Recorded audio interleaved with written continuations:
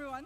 It's a real pleasure to be here with you today to share some of our principles for more circular games, for circular economy strategy.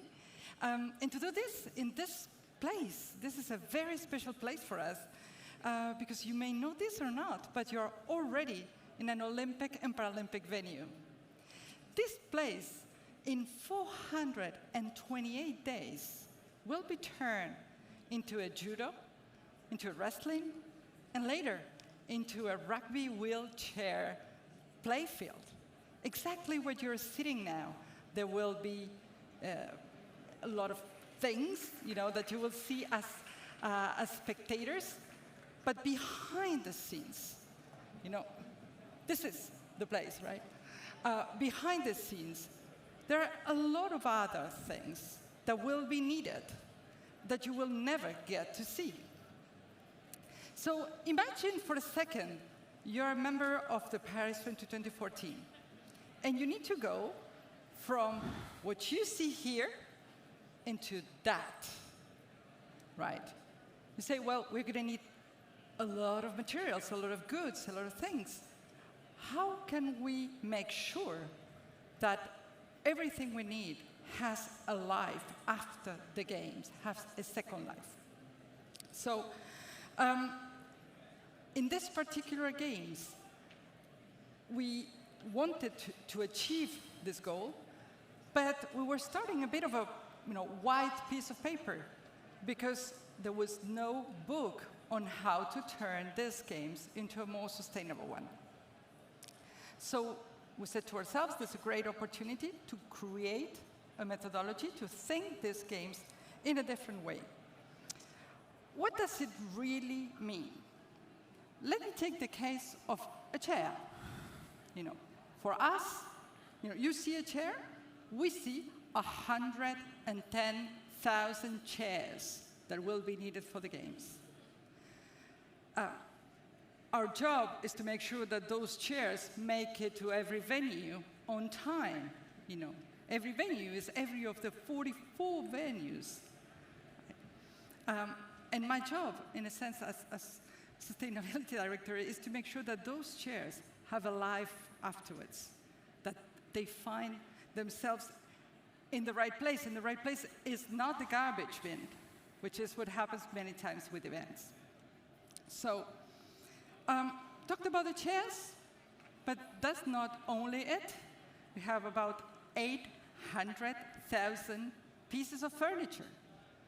We're talking about 12,000 flags, 13 million meals, right? The numbers of things that will be needed is just enormous.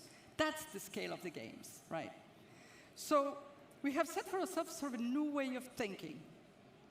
And for delivering this, we need to do less, we need to do better, and we need to do it for longer, right? But before we can do that, we need to start by understanding what we're talking about, right? We start with the principle that we cannot change what we do not understand. So we began by making like a huge shopping list of all the things that will be needed. So an inventory of all the goods needed for the games. It was not easy. It was not an easy task, but it really helped us understand the extent, the amount of things that we had to deal with.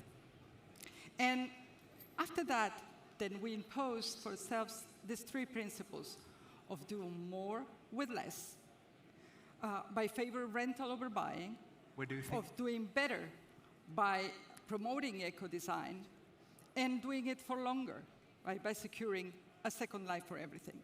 So let me take you quickly through what does it really mean for us in every day. Doing more with less by favoring rental over buying. That means we're using 95% of existing and temporary infrastructure. Somehow it's a way of using whatever is there instead of building new things. But then the tents, the bungalows, the barriers, everything that is going to be needed for the temporary venues, most of it is going to be rented. And 60% of sports, electrical, security equipment will be rented as well. thanks to this methodology, we're challenging also the amount of things that are needed. So from the original script, in which we should have asked for 140,000 chairs, we went down to 110,000 chairs. It's still a number, but we reduced it significantly. After we do more with less, we can do better, right? By promoting eco-design, notably. All of our temporary infrastructures are being conceived and will be built following the principles of our Sustainable Design Guide. This specific venue in which you are is entirely made of wood, from certified forest. For the swimming fans of you who will go to the aquatic center, you will be sitting in chairs made from locally recycled plastic, like these chairs you see here. Actually, it's the same company that manufactures these chairs that is making the chairs of our sitting bowl in the aquatic center. But also the form, the shape of the aquatic center, this shape that you may see along the A1, it helps us save 30% of air to be warm up. So it's much more energy efficient than many other swimming pools. The look and signage as well has been eco-conceived. And last but not least, we made a specific program for our licensees, to eco-conceive the goods that will be sold with our brand, with our license. So after doing this, we need to also think about the second life of things, do it better, but also do it for longer. And this is one of the biggest challenges we have in the next 428 days we have to go, to ensure that the games goods have a life afterwards. Today, all of our contracts, when it makes sense, have a circular economy clause. That means we are asking providers not only to sell us goods, but also to secure what these goods will become after the games. This is part of our sustainable sourcing strategy. It actually is the first pillar of it, to think before what things are going to become afterwards. Some very concrete examples, 100% of the furniture, we're talking about the chairs, 100% of the furniture have already secured a second life. And this is very important for us. But we could have not done it if we had not started to think about early on.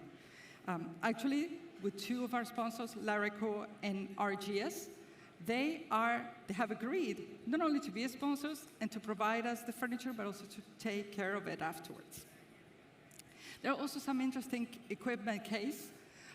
3 of our swimming pools, temporary swimming pools, will be dismantled, and we will donate them to territories in the outskirts of Paris to be installed as permanent swimming pools. Right. It's obvious that we will not succeed on this alone.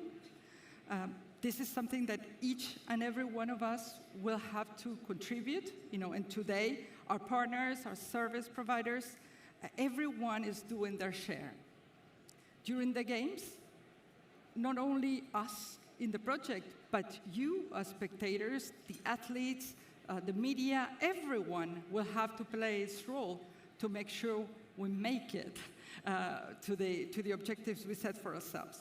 And after the games, of course, it will be up to event organizers, businesses, next organizing committees, hopefully to take on this methodology and use it to make more circular organizations.